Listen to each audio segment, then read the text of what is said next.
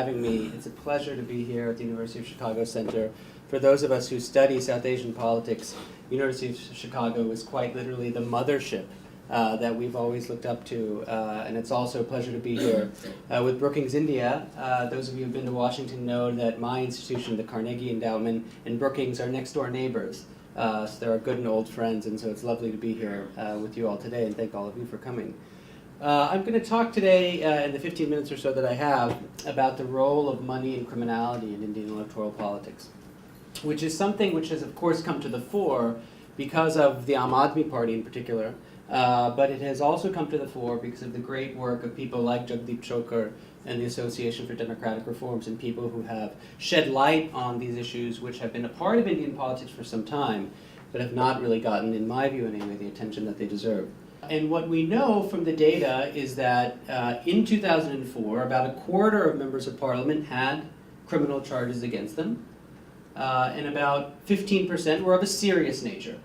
So let's not think about libel, slander, unlawful assembly, frankly, or even rioting. Let's think about murder, attempted murder, kidnapping, extortion, racketeering, and things of that nature.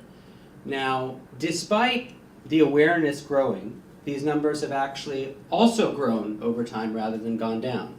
So we're now in a situation in the 15th Lok Sabha where 30% of members of parliament face criminal charges, 19% of a serious nature. And these numbers have become well known. This has become one of the cardinal facts of modern Indian political economy, right? I'm sure many of you are quite well versed in some of these figures. And this is a widespread phenomenon. So this is actually data which comes from some ongoing research of not Lok Sabha constituencies, but Vidhan Sabha constituencies, where the numbers are eerily similar. About 31% of MLAs face criminal charges. And you can see here, if I were to show you a Lok Sabha map, it looked very similar, that this is not just simply a North Indian phenomenon, although it often gets talked about as a Bihar, UP, Jharkhand issue. This is something that touches all parts of the country. From the south to the north, from the east to the west. And it raises, in my mind anyway, three big questions. Right? So the first question is, why do parties nominate candidates who have known criminal records? Given that parties nominate them, why do voters vote for them? Because let's not forget, voters often do have a choice.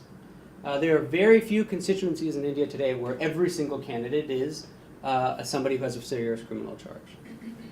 And then, once we understand the answers to these two questions, we want to understand what is it we can do from a policy perspective. So I'm going to quickly go through these three things one by one. So first, let's start with the question, why is it that parties recruit candidates who have such characteristics? Because one might think, naively perhaps, that parties might fear being tainted or tarnished from association of such characters, and so that they would maybe be given, give some pause to giving them nominations. And the short answer is because they win.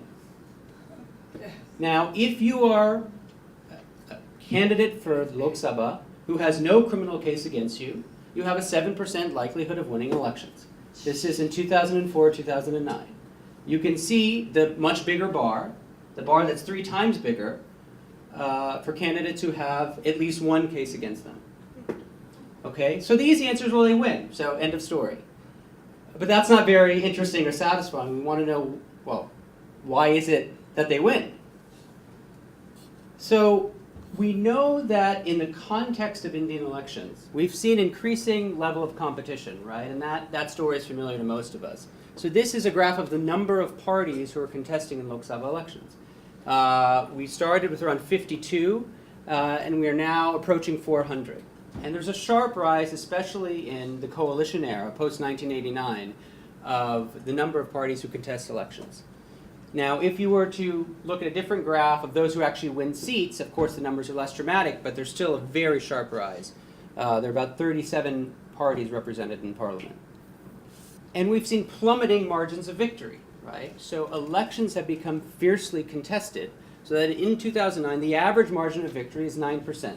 Now, let's put this in perspective. In my country, the United States, in 2012, in U.S. congressional elections, the average margin of victory was 32%. Okay, and we're talking about 9% in India. So this is a fiercely competitive, much more competitive than the United States. So what's going on? So we have it's not showing up. Okay. It's blank. Well, I'll walk you through it. I don't know why the text is not showing up. We have growing competition. We have increasingly costly elections. We have parties who have limited party coffers. And, oh, there we go. Parties who are motivated by rents. Now, rents doesn't necessarily mean they're just looking for money to line their pockets, but they are looking to get money without expending too much effort so that they can use that money to pay for all of their expenses. So campaign, vote mobilizing, vote buying, all the things we know that go into part of campaigning. And so parties want candidates who are self-financing. They want candidates who are going to be able to pay for the privilege of running, who are going to be able to subsidize other people's campaigns, and who may also contribute to the party apparatus itself. So when we want to know why do parties supply criminals, one part of the answer is that we know that candidate wealth and electoral success are highly correlated. So if you were to break up the pool of candidates into the richest 20%, the poorest 20%, and everyone between, you see that 26% of the richest top quintile candidates win elections. Compare that to the poorest 20%, which is about 1%. Okay, so that's orders of magnitudes different in terms of money and electoral success. So you can't see this here, but that red box is, well, who is it that's self-financing, right? Candidates who have criminal records. Candidates who are involved in illegal activity, potentially, who have an easier time raising money, who have networks to raise money, who maybe have fewer scruples in getting that money and giving it to the party. And so if you look now at the relationship between the personal wealth of candidates and those who have criminal cases, you will see that those richest candidates are also the ones who are most likely to have criminal cases. Parties are not particularly interested in candidates who have criminal backgrounds who are poor, right? They want the people who are criminals who also happen to be rich because they require those funds for all of the reasons that I mentioned. Okay, so parties have their own incentives. We all know about money in politics. It's been a big game. There's been reporting recently from my friend at Reuters who's in the room that Indian elections are going to become more expensive than American elections. But why is it that voters are voting for these candidates? And what I want to argue is that information is not the binding constraint. The typical way we think about this is if we could only provide information to the voters about the biographical details of their candidates, they would be able to discern who a good type is and a bad type is, and they would never vote for the bad types. This is the re-election poster of an MLA in Bihar who I spent some time with on the campaign trail. I don't need to mention his name. He's probably known to many of you. Now, I don't know about you, but this is not the kind of electoral paraphernalia that I'm used to seeing when somebody's running for election. And my argument is that, this is not coincidence, right? There is a signal that's being sent out that this is somebody who is a force to be reckoned with. This is somebody who can use their criminal bona fides, their criminal reputation, as somebody who can protect your interests, who can offer you physical protection, who can offer you protection in terms of social insurance, and perhaps most importantly, protect the status and honor, respect of your caste, your community, your group in society. And that's something which more often than not I found is something that is known to voters. So here is based on some work I've done in Bihar on the 2010 assembly elections, which is Nitish Kumar's and the NDA government's re-election. And I interviewed about 2,000 voters. And so I was able to discern who was it that voted for candidates with criminal backgrounds of a serious nature, okay? Those that would merit actual jail time if they were found convicted. And what you see is when you look at that, cross-tabulated with the education levels of the voters, it's actually those who are most educated who are more likely to vote for such candidates than those who are less educated. Okay, so there doesn't seem to be, if we think education is highly correlated with information ability, access to the internet, access to the Times of India, access to CNN, IBN, or whatever, those people might have more information. And this is not just a story about coercion, okay, which is the other alternative hypothesis. So in the same set of voters, I asked, how easy is it for politicians to actually learn how you voted? And almost 77% said no, they can't figure out how I voted, or they can rarely figure out how I vote. Okay, the vast majority think that's not a possibility. So it's not only about the fear and intimidation factor. There's something else which is driving this. More recently, we've just released a survey to try to get at this idea of the support for criminal candidates. So for about 55,000 voters across India, last fall and winter, we asked them across India, across all 18 major states, would you be okay with supporting electing a candidate who gets stuff done, but who happens to have serious criminal cases against them? And 26% said yes. Now, I mean, is that a high number? Is that a low number? We're not really sure. So we went another step to see, well, maybe people are lying to us because, they're just telling us what we want to hear. Maybe it's not that fashionable to vote for a criminal candidate. So we did a little experiment where we basically randomly divided up those 55,000 people into two groups, a control group and a treatment group. And in the control group, we said, here are 3 attributes of candidates. How many of these attributes would you be okay with? Okay? Well, these are kind of a wealthy candidate, poor candidate, independent candidate. And we did the same with the experimental group. Same 3, except we added a 4th sensitive item, that the candidate faces serious criminal charges. Now, if this were not here, and you've randomly broken up the sample correctly into 2, these averages should be the same. So when you add this 4th sensitive item, if there's any difference between these 2 groups in the response, it's because the addition of this. Otherwise, the mean should be totally the same across both groups.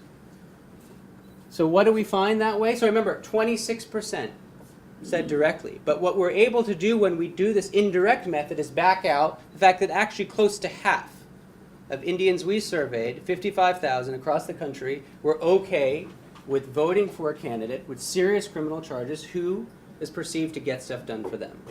Right? So almost 1 in 2.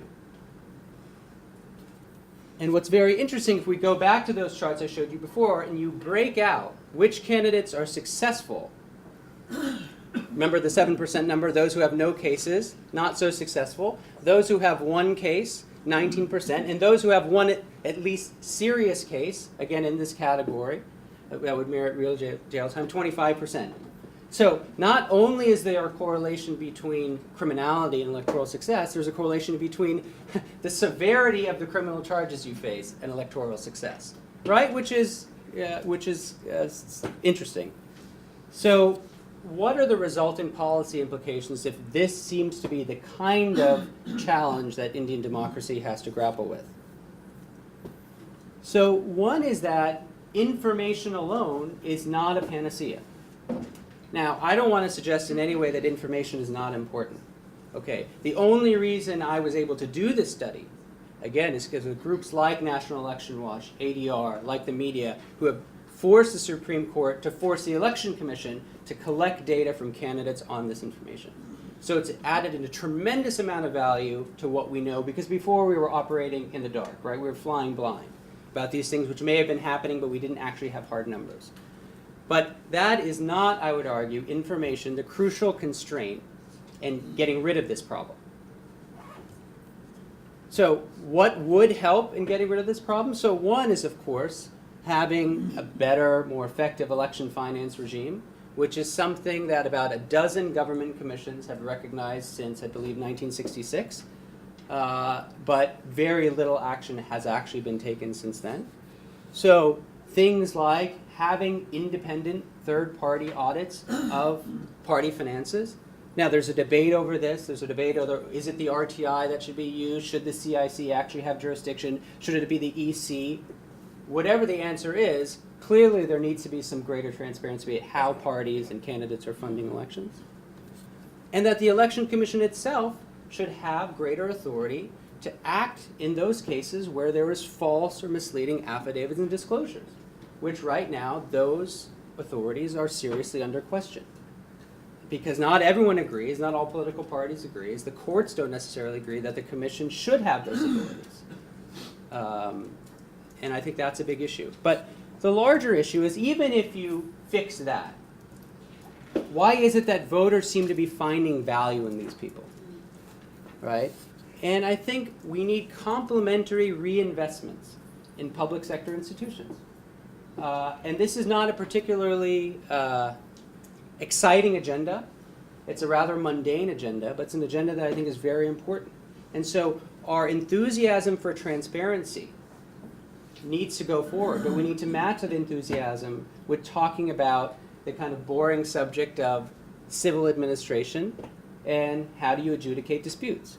So when you have a Supreme Court, for instance, which every year is taking on more cases than it can possibly dispose of, so its dockets are ever increasing, is it any wonder that people might turn to somebody who's a kind of strong man, unfortunately they are mainly men, who provide something in terms of resolving disputes because they feel that the court system isn't working for them.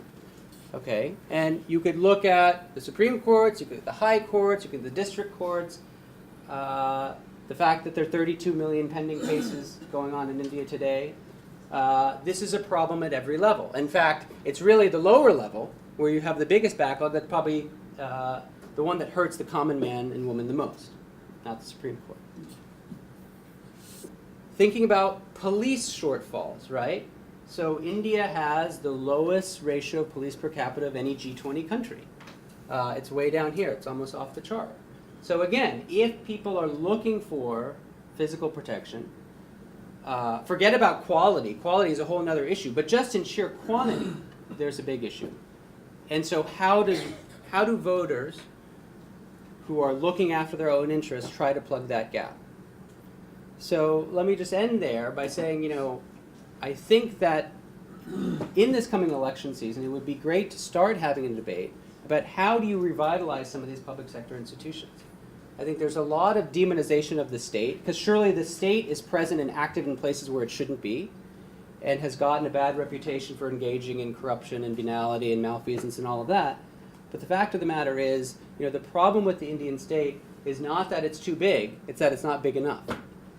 It just happens to be big in all the wrong places.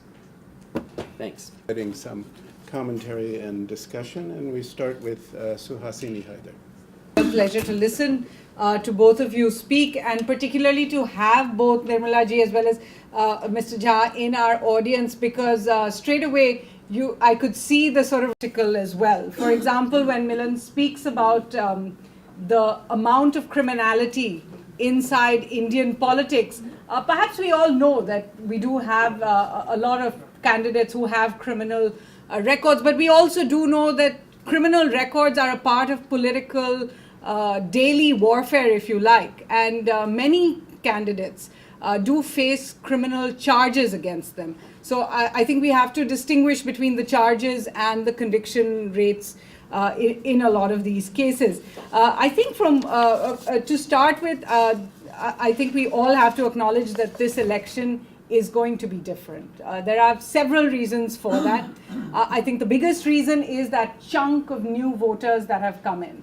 And anyone looking at this election, I've seen a lot of election fatigue actually in the last few weeks when people are watching politicians, particularly politicians, hurling the kind of language we've seen, the street brawls we've seen as well. There's been a significant amount of cynicism with this election, a certain amount of boredom.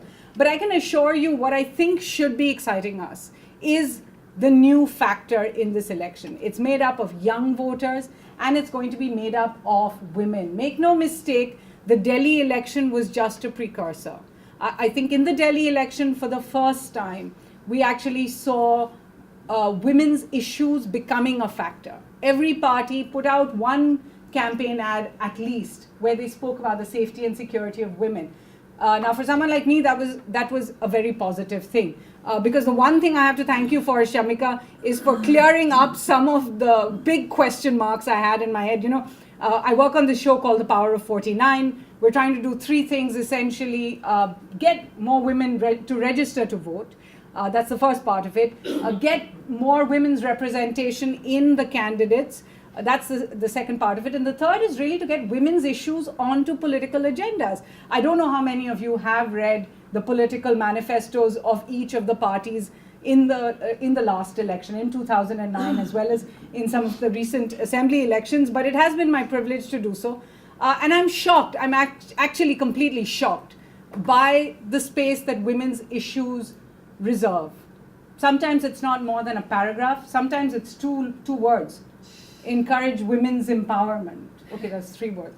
The truth is that women's issues are not something we talk about. We will talk about minority issues, we will talk about caste-based issues, we will speak about all kinds of things. Women's issues come maybe to women's reservation within a party. They don't go any further. So Shamika, thanks so much for explaining why that is.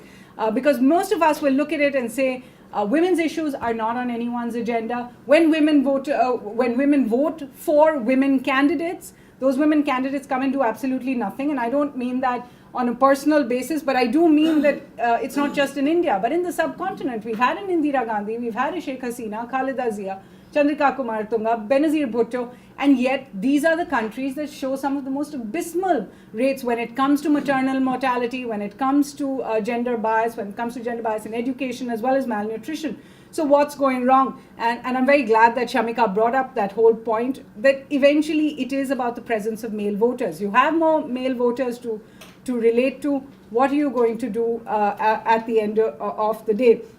I'm interested by what Shamika kind of briefly went through, but sort of zipped through, was the map of the world that has women's reservation. And I think this is an issue that's still open for debate, even though, of course, the parliament in general has agreed to women's reservation. They weren't able to clear it in the Lok Sabha. But the fact is we aren't looking closely enough at just where women's reservation goes, because there are about 40 countries in the world that have women's reservation. Some of those you mentioned over there, Afghanistan, Pakistan, Rwanda has in fact the highest number of women in parliament, and they have women's reservation, but that was for a specific reason. Rwanda went through a bad war, where at the end of that war and the genocide, actually women were about 75% of the population. The rest had fled or been killed. So we have to come back and look at the Indian context and say, is women's reservation the way forward, or has it just become a symbol for us to be able to say we're doing something for women in politics, we're getting women in, but we're not going any further on that? And I think the truth is that women's reservation, the fact that it didn't get cleared in this Lok Sabha, certainly gives us the ability to think a little more closely and to make parties put their money where their mouth is. Because before that was cleared, we are now going to see an election, and we are going to have to count up which party gave how many women seats. I spoke yesterday to Mamta Banerjee specifically about this. She said, look, without the reservation coming through, I've now got 28% of my Lok Sabha candidates as women, 11 out of 42.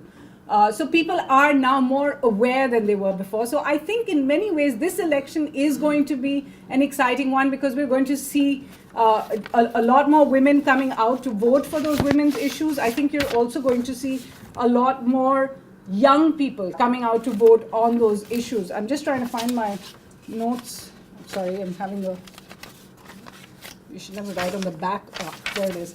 The other parts that Milind did speak about, but left out what the youth factor in all of this is going to be. You know, when we're talking about criminals, you've got them according to their criminals being voted in, you've got them according to their economic status. But I'd like to see a little more on just where the young voter is going to vote. My own understanding of people maybe I've only spoken to, so it's not as scientific as yours, is that younger voters are going to reject criminal candidates. And again, we're only going to know this after the election is over. I think there's going to be a lower identity focus possibly, and a more issue-based focus. This is just something that we have seen in maybe the last assembly elections, that we're not seeing that voter identity coming out perhaps as clearly. And perhaps this is going to be the big one, in which the media is going to be a part of it. The faces of the parties are going to have to look at much more closely. and we've been seeing it as a trend in the last few elections, that the election and the voter is deciding their vote closer and closer to the polls. And so, especially when you're going to see this young audience, young voter population come in, they are actually going to make up their minds closer and closer to the election and according to what the scenario is just at that time. And I think we have to pay very, very close attention to that. I'd like to thank you both because, as I said, you really cleared up a lot of questions I had about it. But I'd like, if possible, for you, Shamika, to explain somewhere there why it is that women voters as a population, because they're not a small population, have just not made it yet on as a women's issue. I think, as I said, I think Delhi was an exception. Maybe it's the way forward. But what is it that keeps women's issues? And by women's issues, I mean very basic ones. You know, health and sanitation is something that every woman we spoke to said was their main concern. You know, it came above public safety. That really did surprise me in some of the surveys we did. That before public safety, women voters actually told us they were more worried about sanitation. I presume that these are some of the statistics you already know. 600 million Indians don't have access to a toilet. We heard from one IG in Bihar who actually told us that 48% of the rapes that he had recorded happened when women went out to the bathrooms. So it's a very basic issue, and yet it's just not there on any of the agendas. Briefly, I think the inclusion of women, as Shamika said, is correcting the sex ratio in the population, which is not the job or purpose of one election. It is a much larger and deeper social issue. Confining this to expect that only women can solve this problem is risky according to me. This is a larger national problem. The other interesting point Shamika raised was competitive electoral politics. And I'll come to that in a minute. The competitive electoral politics is causing a whole lot of problems, but there is no other solution, it seems. So I'll come to this competitive bit later. I don't want to comment on Milan's analysis or results because I'm familiar with that. I know the data, and Milan and I know each other for a long time. Let me stick to policy recommendations. Stronger election finance regime, not only stronger election finance regime, also stronger political finance regime. There is a whole lot of debate, and both the politician friends of ours who are here have been on television talking about it. I have also been on television talking about it from time to time, not as frequently as them. But I think this is a matter of, and I hate to say this, I say this with a lot of trepidation, political parties, I'm a student of organizations, political parties as organizations seem to think their raison d'etre is to stay in power. Winning elections is a way to get into power and to start planning how to win the next election. It seems that the simple truth that one gets into power to govern seems to be becoming less and less and less and less. That is why there is such strong and collective resistance to any effort at transparency. I can just go on describing it, and 7.5 minutes obviously is not enough. But the attempts at getting transparency and internal democracy in the political party functioning have been going on for 13 years, as I know, because my organization and I have been involved in that.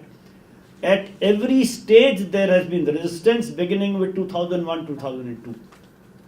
And today we are facing the same thing that Milan referred to, the applicability of RTI to political parties. I can comment on it during the discussion, but I think the mindset of political parties has to change. It will obviously not change by itself. It is a process through which it will change. and people will have to do that. And people who are in this room are opinion makers, influencers of people's opinion. And it is, I think, our responsibility to do that. ECI, Authority on False Affidavits and Disclosures.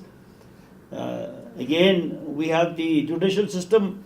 ECI has the authority to register political parties under the Representation of People Act, but it does not have the authority to deregister them. It has resulted in a situation that today there are something like 16 to 1800 political parties in existence, and only 200 or 400 contest elections. What the rest of them do, nobody seems to know. But there is no legal way in the country for any authority to say that this body, which was registered as a political party, is hereby deregistered. This phenomenon is not possible in this country. I don't know what to do. Supreme Court passed a judgment several years ago. Attempts have been going on to try and get that reviewed, but nothing has moved. Complementary reinvestment in the public sector, Supreme Court backlog, judicial backlog, police shortfalls. There was a television show on police reforms, I think last Sunday, which I read about. I didn't see it. The Supreme Court passed a judgment 9 years ago for police reforms. Nothing has happened. I think it all stops, and that is my favorite theme, it all stops with the political parties. Yes, society is bad, we elect criminals, but of course it is forgotten that political parties give them tickets first before we can elect them. Before a person can contest an election, he or she has to win approval of a political party. So a citizen's choice while voting is pre-constrained by the choices made by a set of political parties. Once a person is elected, his or her choice is completely driven by the political party because of the anti-defection law. So political parties pre-constrained the choice of citizens and voters. They completely control the choice of elected representatives, but they are above the law. In the RTI issue, the chairman of the Standing Committee of Parliament on a television show where I was said, how can CIC make public political parties public authorities without asking them?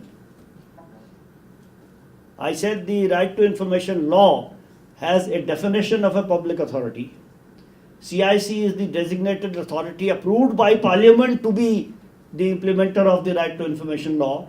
That designated authority has decided that based on the information placed before it, which also included information placed by political parties, these 6 political parties fulfill that definition. Therefore, they are political parties. There are lakhs and lakhs of public authorities in the country. Nobody has been asked, would you like to be public authority? So, complementary reinvestment in the private sector will happen when our political system wants it to happen. A minor clarification, so Ashini said that criminal charges and convictions have to be understood differently. Of course, they are different things and should be understood differently. And there is a different law on them. The Supreme Court in the 2002 and 3 judgment said only those criminal cases need to be reported which have imprisonment of 2 years or more and in which charges have been framed. Framing of charges is the 3rd stage in the criminal jurisprudence process in the country. First is the so-called FIR. Second is the police investigate the FIR. If they find there is some information which supports the charges in the FIR, they present a charge sheet to the court. Then the judicial mind is applied, and if charges are framed, only those cases need to be reported. If they are frivolous, then not only is our law and order machinery suspect, so is our judiciary suspect. And then this thing about political vendetta. We are told by friends in politics that, political vendetta will happen.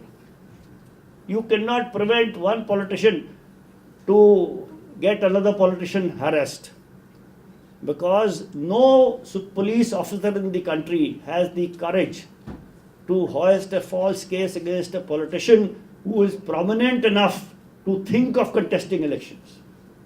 So this is done by one set of politicians against another. And then the society at large is expected to find a solution which does not inconvenience people who do this. This seems very strange. So the charges that are being talked about in the affidavits and in the data that is put out that Millen used are those criminal charges where charges have been framed by a court of law in a case where punishment is more than 2 years. These are not frivolous charges. These are not charges which are bandied about here and there. Questioning the data is always the easiest thing to do, but the data comes out of the affidavits that candidates give. That is based on what the Supreme Court said. If the Supreme Court is wrong, we need to go to the Supreme Court. We can't blame people who collect data and who comment on it. Thank you very much.